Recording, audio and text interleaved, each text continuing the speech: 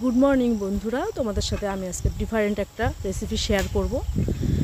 আজকের আমি পেঁয়াজ চিকেন কারি রেসিপি কিভাবে তৈরি করতে হয় তোমাদের সাথে আজকে শেয়ার করব। আমি পেঁয়াজটাকে একটু অন্যরকমভাবে কেটে নিয়েছি। এখানে রেখেছি কাঁচা লঙ্কা, একটু গুঁড়ো লঙ্কার সাথে রসুন, একটু আদার পেস্ট, একটু কালো জিরে, একটু মরিচ, জিরে, তেজপাতা, লেবু আর লবণ আর একটু হলুদ। আজকে আমরা বাড়িতে মাত্র 4 জন আছে, তার জন্য আমি ফ্রিজ থেকে অল্প করেই মাংস নেব। মাংসটাকে ভালোভাবে ধুয়ে নিয়েছি। এবার কড়াইয়ে একটু তেল দেব। এবার ডুমো ডুমো করে কেটে রাখা আলুগুলো আমি তেলে ভালোভাবে ভেজে নেব।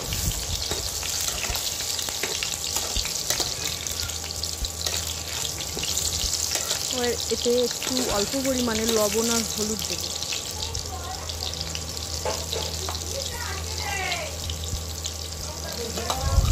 এবার ধুয়ে রাখা মাংসে আমি ঝাল, হলুদ, লবণ আর একটু আদার পেস্ট দিয়ে ম্যারিনেট করে নেব ভালোভাবে। এবার কেটে রাখা পেঁয়াজ কুচিগুলো আর সাথে রসুনগুলো একটু ভালোভাবে ভেজে নেব। একেবারে কড়া করে ভাজবো না, একটু অল্প করেই ভাজবো। ভাজা প্রায় হয়ে এসেছে, একেবারে শুকিয়ে নেব না, একটু হালকা কাঁচা কাঁচা ভাব থাকবে। পেঁয়াজটা ভালোভাবে ভাজা হয়ে গেছে, এবার আমি এটাকে নামিয়ে নেব। একটু জিরে, মরিচ আর কালো জিরে দিয়ে আমি ভেজে নেব।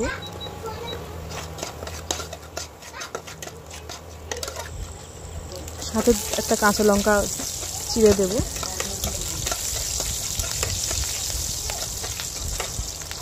আর একটা লাল লাল ভাব চলে আসছে, মাংসগুলো দিয়ে দিলাম।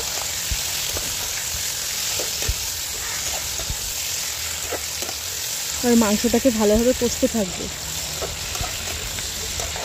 মাঝে আমি আলু ভাজার সময় একটু চলে গিয়েছিলাম, বেবিটা কান্নাকাটি করছিল, খিদে পেয়েছিল। যাদের ছোট বেবি আছে তাদের ক্ষেত্রে একটু সমস্যা হয় বাড়ি কাজ বাজ করতে, কখন ওদের খিদে পেয়ে যায়, কখন কি সমস্যা হয়, কাজ ফেলে ছুটতে হয় ওদের পেছনে।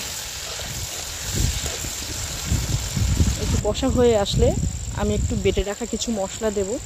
জিরে, ধনে আর তেজপাতা আমি ভালোভাবে পেস্ট তৈরি করে রেখেছিলাম, সেটা দিয়ে দিলাম।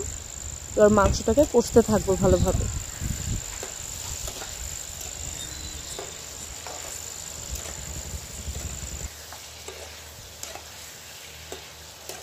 আমার একা একা ভিডিওটা করতে হচ্ছে, তার জন্য একটু প্রবলেম হচ্ছে। এক হাতে ফোনটা ধরে রেখেছি আর এক হাত দিয়ে রান্না করছি।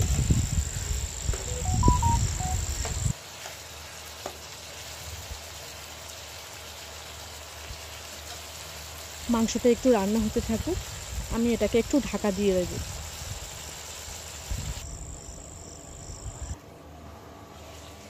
ঢাকনাটা খুলে এবার একটু নেড়ে নেব ভালোভাবে।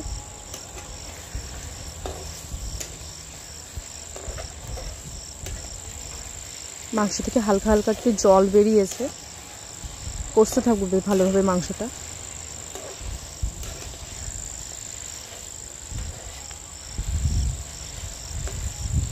এবার আমি আলুটা যেহেতু ভালোভাবে ভাজতে পারিনি, তার জন্য আমি মাংসে দিয়ে দেবো, কষতে থাকবে আলুটা দিয়ে।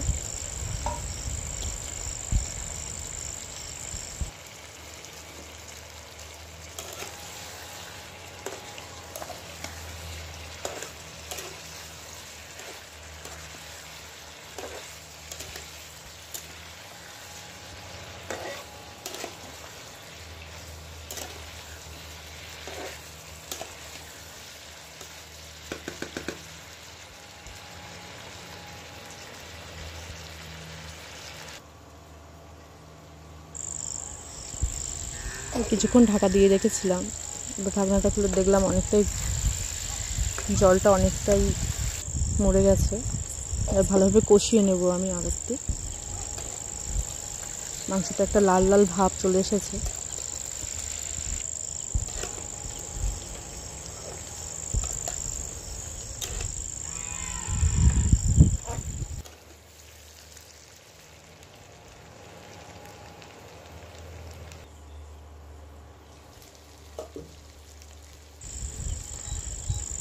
মাংসটা অনেকটা কষা হয়ে গেছে, একটু লো ফ্লেমে আর একটু ভালোভাবে কষিয়ে নেব মাংসটা। দেখতে থাকো, মাংসটা অনেকটা ভাজা হয়ে গেছে।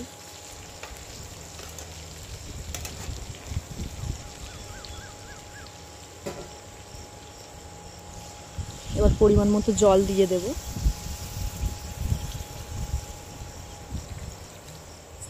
ঢাকনা দিয়ে রাখবো। এবার মাংসটা ফুটে গেছে অনেকটা, একটু গরম মশলা বাটা দিয়ে দিলাম। এবার পেঁয়াজ কুচিগুলো ওর উপর দিয়ে ছড়িয়ে দেব, দিয়ে একটু ঢাকনা দিয়ে দেব।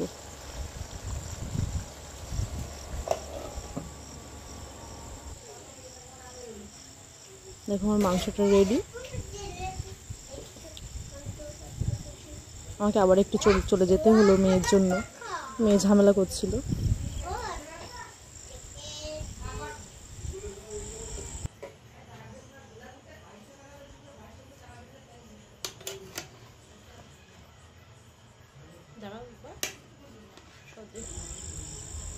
দেখো একটা সুন্দর গন্ধ বেরিয়েছে, আর দেখতেও কতটা সুন্দর হয়েছে। আর এটা ফাইনাল লুক খাবার সময়।